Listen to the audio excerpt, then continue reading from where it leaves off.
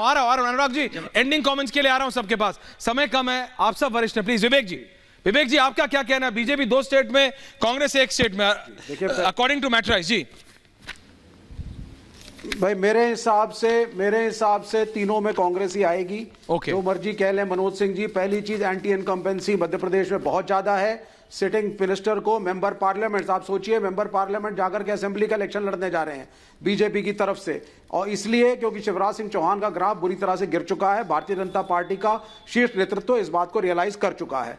तो ये इतना ज्यादा कमबैक जो मनोज सिंह दिखा रहे हैं, और वो भी कि 124 की सीटें जाएंगी, हवाई किला है, 80 से 90 के बीच में सीटें बीजेपी की आ जाए तो बहुत बड़ी बात। Okay, point taken. पहली चीज strong anti incumbency. Point taken. Anurag Bhadauria 30 second. दूसरी बात राजस्थान पे आ जाते हैं। विवेक जी अभी समय कम अभी जाता हूं। अनुराग देखिए मनोज जी ने एक बहुत अच्छी बात कही कि जब वो छत्तीसगढ़ में विपक्ष जीत रहा है तो कह रहे हैं कि बड़ा 13 सीट में बड़ा मार्जिनल डिफरेंस है।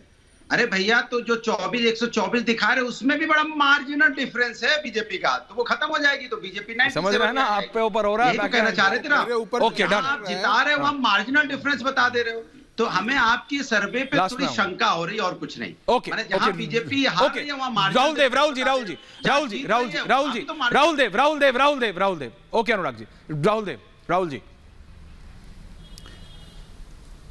मुझे लगता है छत्तीसगढ़ में इन आरोपों के बावजूद भूपेश बघेल और कांग्रेस की एज है, वो भारी पड़ रहे हैं। काफ़ी पिछली बार बड़ा अंतर था, और भूपेश बघेल की निजी लोकप्रियता और उनकी जो पकड़ है वहाँ प्रशासन और बाकी लोगों में भी, मैं समझता हूँ वो काफ़ी मजबूत है। और बीजेपी के पास कोई मजबूत चेहरा नहीं है भूपेश बघेल से टक्कर लेने के लिए। Right sir.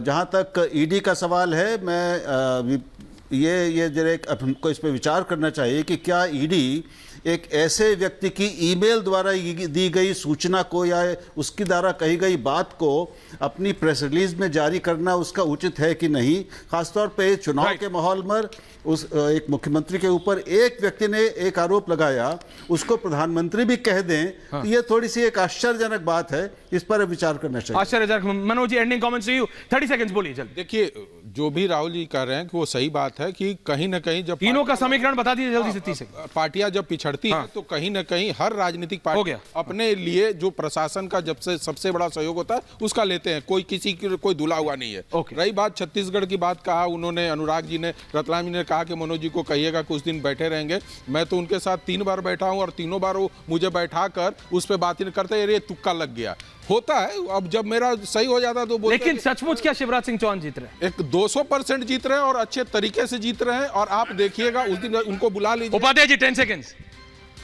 मैं कहता हूं कि छत्तीसगढ़ में जो आरोप लगा है उसके बाद बीजेपी के हाथ में हथियार है और भूपेश बघेल को मुश्किल होगी, और इसलिए नहीं तो खुश तो टीएस सिंह दे होंगे। नहीं, मजबूत तो थे वो, लेकिन अब जो है बीजेपी का ग्राफ तेजी से छत्तीसगढ़ में चढ़ रहा है, ऐसा साफ दिख रहा है इस डेटा से भी। ऐसा साफ दिख रहा है। समय कम है संजय जी।